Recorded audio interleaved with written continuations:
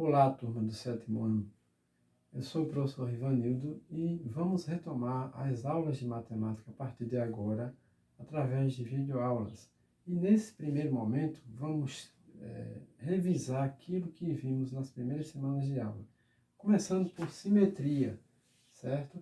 E dentro do conteúdo de simetria, nós vimos que existem translação, reflexão e rotação.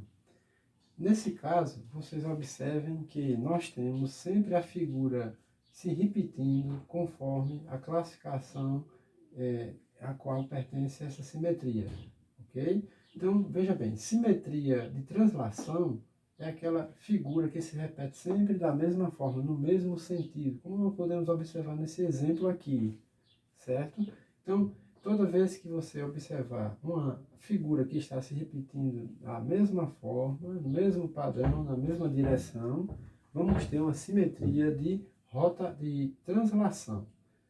Enquanto na simetria de reflexão, você vai observar que existe o oposto, tá? Então, a figura se repete, mas só que de forma contrária, certo? Então, isso acontece muito naquelas situações, como eu já falei para vocês, em sala de aula. Quando se observa um nome de uma ambulância que às vezes está ao contrário, ou polícia ao contrário, aquilo ali, na hora que aparece no espelho retrovisor de um carro, tá certo? Que esteja à frente da ambulância, ou à frente do carro da polícia, que tem aquela palavra ao contrário, quando é refletida no espelho, aparece da forma normal, ok? Enquanto isso, nós temos também a rotação, que é aquela figura que se repete de maneira circular, certo? Ela vai se repetir da mesma forma, como essa daqui no exemplo, certo? E aí você observa que ela está se repetindo de forma da ideia de circunferência, ok?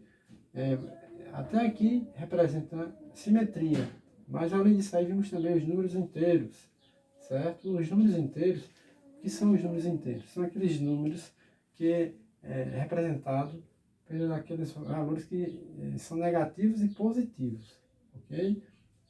Antes dos números inteiros, vocês só haviam estudado os números naturais, como nós falamos isso em sala de aula. E aí, os números naturais é a partir do zero, 0, 1, 2, 3, e pode ser infinita essa contagem. Mas quando se trata dos números inteiros, que é representado pela letra Z, tá? Vamos ter os números antes do zero, certo? Por exemplo, aqui, ó, tem menos 4, menos 3, menos 2, menos 1, 0, ok? E após o zero tem 1, 2, 3, aí vai a contagem normal, certo? Os números inteiros são utilizados em diversas situações do dia a dia. Por exemplo, para registrar as temperaturas que são abaixo de zero, ok? E também é utilizado para registrar a altura, aquilo que está acima do nível do mar é considerado positivo, ou seja, está após o zero. E aquilo que está abaixo do nível do mar, tá, é aquilo que pode ser considerado negativo, se formos levar em consideração os números inteiros, os números positivos ou negativos, ok? Dentro desse conteúdo, nós vimos também a reta numérica. A reta numérica, ela, como você pode observar, dá uma noção muito clara de como se colocam os números inteiros, certo? E fica possível até compararmos esses números. Por exemplo, se você observar na reta numérica, o zero ele está dividindo, né, o que está negativo e o que está positivo, ok? E aí observe também o seguinte, os números negativos têm uma curiosidade bem interessante, que é bom lembrar, que quanto mais distante do zero, né, ele vai ser menor, tem o seu valor menor, ok?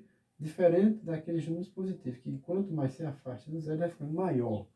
Porque, na verdade, o sentido em que uma ordem numérica ela cresce é sempre nesse sentido aqui, certo? E aí, como a seta está indicando, aquilo que se afasta mais do zero, então vai ser menor. Isso quer dizer que menos 4 é menor do que menos 3. Ou ainda que menos 4 é menor do que menos 1, certo?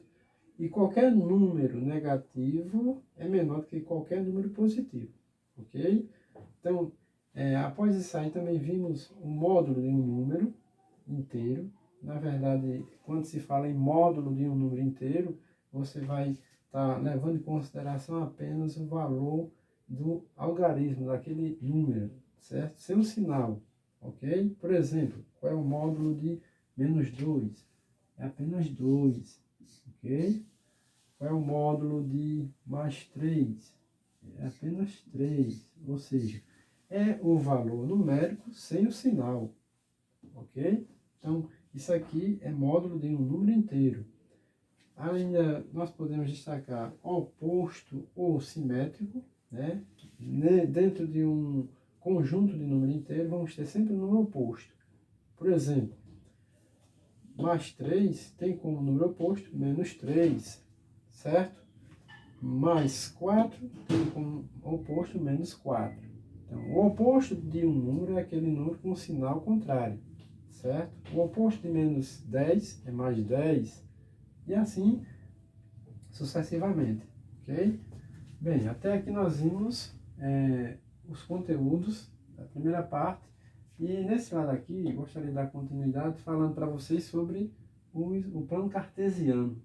Na verdade, trata-se de duas retas perpendiculares que se cruzam, tá? Elas são perpendiculares e essas retas elas são utilizadas para formar um gráfico e esse gráfico é chamado de plano cartesiano. E ele tem uma finalidade de localizar coordenadas, certo? Localizar pontos, né? Na verdade, são coordenadas que determinam pontos. Por exemplo, nós temos aqui ó, a reta de x, também chamada de abscissa, e a reta de y, que é chamada de ordenada, ok? E aí, dentro desse plano aqui, nós vamos observar que, à medida que você tiver sempre duas linhas pontilhadas partindo de uma reta e de outra, você vai ter um determinado momento que elas se cruzam. E no momento que elas se cruzam, forma justamente a coordenada ou ponto de localização de algo. Nesse caso aqui nós temos, por exemplo, a letra A, que tem como coordenada 1 e 2, tá? Ou seja, o 1 que está aqui nessa representação do parênteses, se refere ao número de x, da reta de x. E o 2 refere-se ao número da reta de y. Ok? Então isso aqui é a coordenada de A. Aí se eu for observar na letra B, se encontra lá na parte de baixo. E aí vamos ter outra coordenada. No caso aqui vamos ver que nós temos -2 e o -3, certo? E à medida que eles se encontram em determinado ponto, vamos ter as coordenadas de B. Aí letra C, lembrando o seguinte, certo? É muito interessante lembrar. Sempre se coloca primeiro os números, né? Quando se for representar a coordenada, se coloca primeiro o número da reta de x, ok? Como aqui acontece na letra C também. Veja que na letra C eu tenho 3, né, que vem de x, em primeiro, ok? Depois vem o -2, que está na reta de y. E por fim eu tenho a coordenada D. E se ele se encontrar em cima da reta, professor, como é que a gente vai saber quem vem primeiro? Da mesma forma, se nós temos aqui a letra D e o ponto está na reta, em cima da reta, exatamente no 1, então o número que vai vir primeiro é da reta de x. Então, nesse caso aqui, se 1 é representado por y, então x vai ser o 0. Então, vamos ter 0 e 1, certo? Isso aqui é o quê? Plano cartesiano, que é justamente o sistema de... É muito utilizado no sistema de posicionamento geográfico, certo? Para quem já deve ter observado em geografia, aqui nós vamos observar que tem isso aqui, nos conteúdos de geografia, é muito fácil perceber isso, ok? Após esse conteúdo, nós vimos também o quê? Nós vimos inicialmente os números inteiros, com alguns conceitos, lembrando para que serve e onde são utilizados, e aí temos também as operações com os números inteiros, certo? Como calcular esses números inteiros?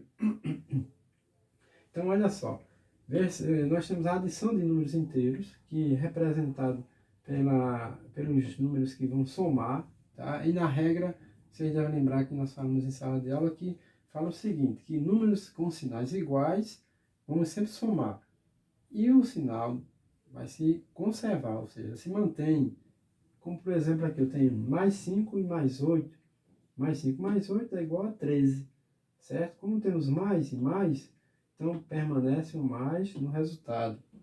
E aí acontece a mesma coisa quando eu tenho menos. Aí, professor, mas é menos e menos.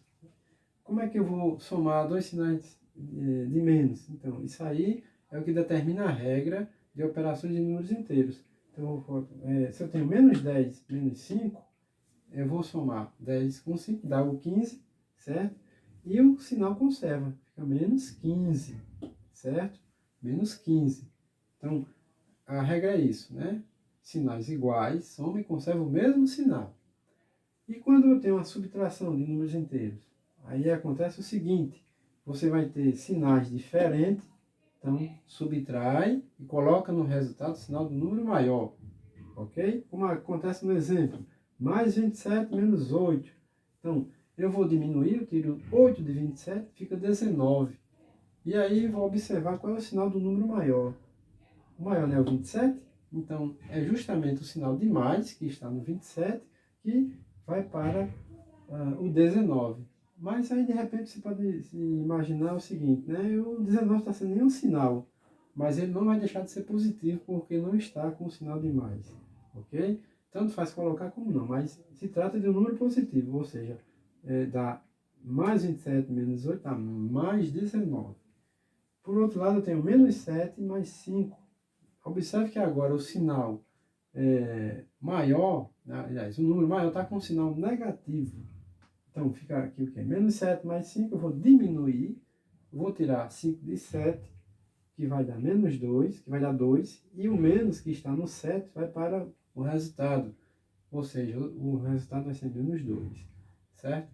Então, a regra aqui diz o seguinte, sinais diferentes, diminui e coloca no resultado o sinal do número maior. Sempre assim, sinais iguais somam e conserva-se o mesmo sinal no resultado, ok? Bem, basicamente é essa a revisão que eu tinha para passar para vocês, tá certo? E tem algumas atividades que estão ainda em branco no livro de atividades, eu gostaria de aproveitar esse momento para já deixar para vocês responder aí no livro de atividades a página 4 a 7 e a página 30 a 33, ok? Então, é uma satisfação muito grande estar novamente com vocês e boa sorte nas atividades.